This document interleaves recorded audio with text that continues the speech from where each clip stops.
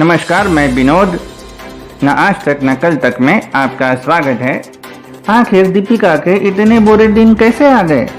जब से दीपिका जेएनयू होके आई है, सितारे तो जैसे जंतर मंतर पर धरने पर ही बैठ गए हैं। और जो ग्रह हैं, शायद वो आईपीएल में सट्टा लगाने में बिजी है। क्या कहती है दीपिका की कुंडली और कब तक चलेगा ये मुसीबतों का दौर? यही जानने के लिए देखते हैं दीपिका के ग्रहों की दशा क्या चल रही है।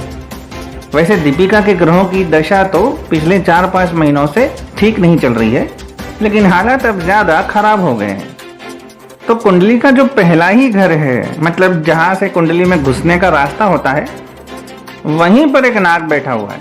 वो भी क्या है, चरस पी के बैठा हुआ है। तो जैसे ही आप कोई मंत्र पढ़ो ग्रहों को शांत करने के लिए, तो ये जो नाग है वो मंत्र को डस लेता है। तो इस परिस्थिति में जो है वो कोई भी मंत्र अभी काम नहीं करेगा।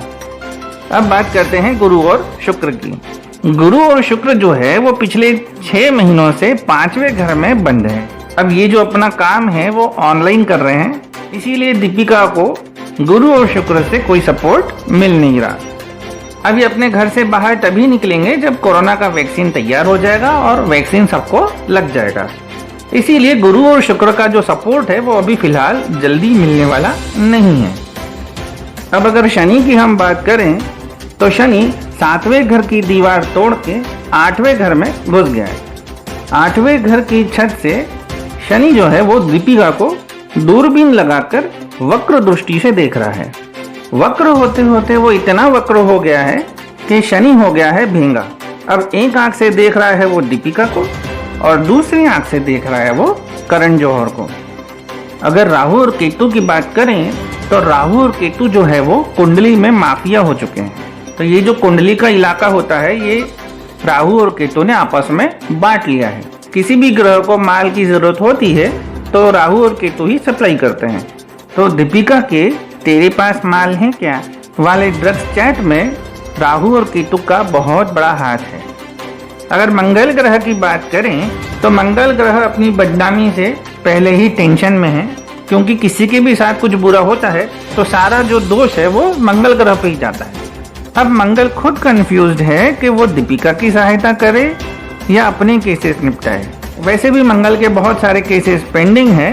फिलहाल तो वो अपनी ही जमानत की याचिकाएं देने में बिजी है। अब सूर्य के जो हालात है वो तो और भी बुरे हैं। जब से दीपिका जेएनयू गई है, सूर्य तो किसी घर में है ही नहीं। मतलब सूर्य जो है वो कुंडली छोड़ के ही निकल गया है। पहले बढ़िया वो 9वें घर में रह रहा था जहाँ पर एसी लगा हुआ है। हमारी जो कुंडली होती है उसमें जो 9वां ग्रह है उसमें के एसी लगा होता है, तो सूर्य को क्या वहीं मजा आता है। अब जब से दीपिका जेएनयू पहुंची है, 9वें घर की जो लाइट है किसी ने काट दी। अब सूर्य हो गया गर्म, तो वो कुंडली छोड़ के ही निकल गया है। अब जिसकी कुंडली में सूर्य ही ना हो उसके जीवन में तो अंधेरा हो ही जाएगा। तो क्या सूर्य वापस आएगा? हमने पता लगाया है कि आने वाली अमावस के बाद सूर्य पहले देखेगा कि 9वें घर की जो लाइट है वो आ गई है क्या, मतलब इनके बुद्धि की जो लाइट है वो जल गए हैं क्या, तब सूर्य वापस आ सकता है। और जब सूर्य वापस आएगा तो सारी चीजें धीरे धीरे ठीक हो जाएगी। दीपिका के ग्रहों को शांत करने के लिए पंडित चिंतामणि चिंतालाल ने एक बहुत आसान सा उपाय बताया है।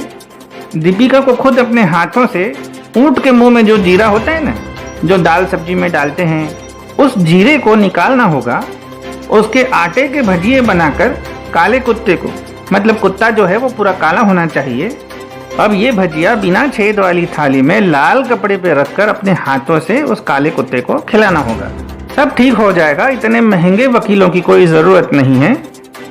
हमारा ये कुंडली वाला विश्लेषण आपको कैसा लगा हमें कमेंट करके बताइए। हमारे वीडियोस को लाइक, सब्सक्राइब और शेयर करेंगे तो आपकी कुंडली में सूर्य जो है वो 9वें घर में आराम से रहेगा।